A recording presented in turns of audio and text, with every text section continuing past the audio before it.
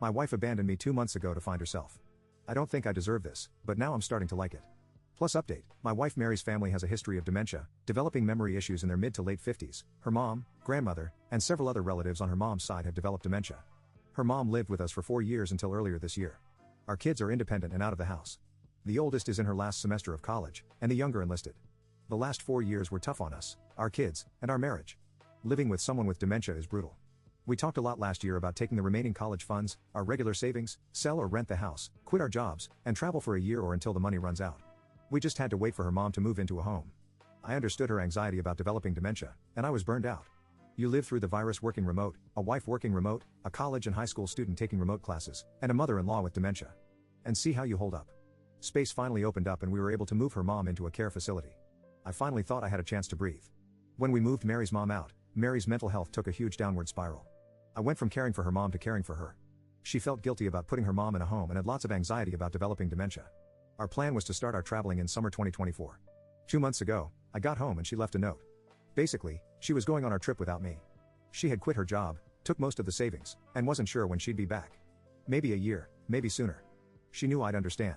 Her location is turned off and my calls go directly to VM. I texted the kids a picture of the note.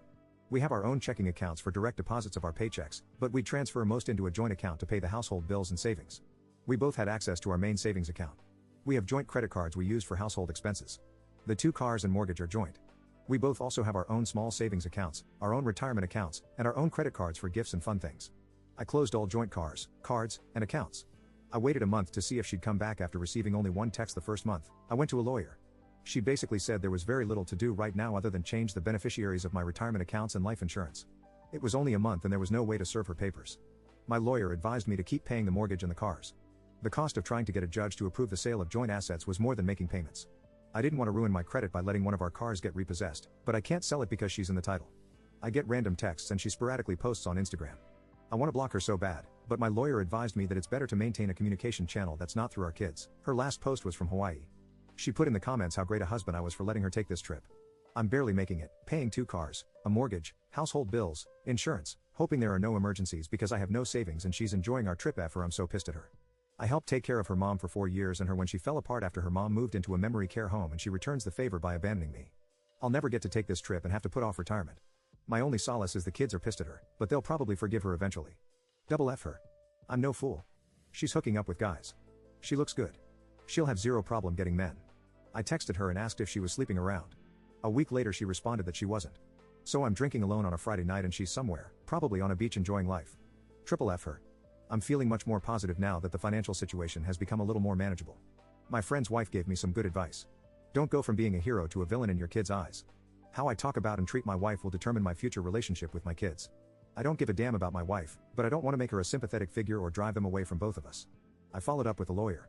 Basically, she said, we're going to have her pay back the savings she took through a reduction in her share of the assets. Any division of assets will include the savings she took. She'll also have to repay the money I spent maintaining the household while she was gone. There is plenty of equity in her share of the house and her retirement plans to cover that.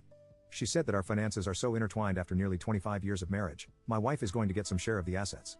Best case is she agrees to the terms of the divorce and it's relatively cheap and quick. Otherwise it gets complicated and expensive. She gave me a lot of options and how much I can expect to spend, so I decided to just mostly wait. I got a couple of credit cards with promo rates for purchases and transfers. That gives me breathing room and I can conserve cash. I'll just pay them off when I sell the house. Now that my financial situation is less stressful, I'm actually enjoying her being gone. I'm free to do whatever I want whenever I don't have to cook or clean or take care of anyone. The house is quiet. For the first time I can remember I loved my wife, but her mental health weighed down our marriage. On balance, it was worth it. Until now. The first month or so, I expected her to be there whenever I'd get home. When someone was at the door or if I heard noises, I'd think it was her. I'd check the doorbell, Kim obsessively. I'm not looking forward to her returning. It has to happen. But when she comes back, I'll have to deal with her, the divorce, getting the house ready to sell, dividing all our stuff, finding a new place to live. I'm hoping she'll stay away until after New Year's, but my daughter said she thinks her mom will be home for Christmas. My lawyer will have papers ready to serve her. Hopefully she'll just agree to the terms and continue her travels.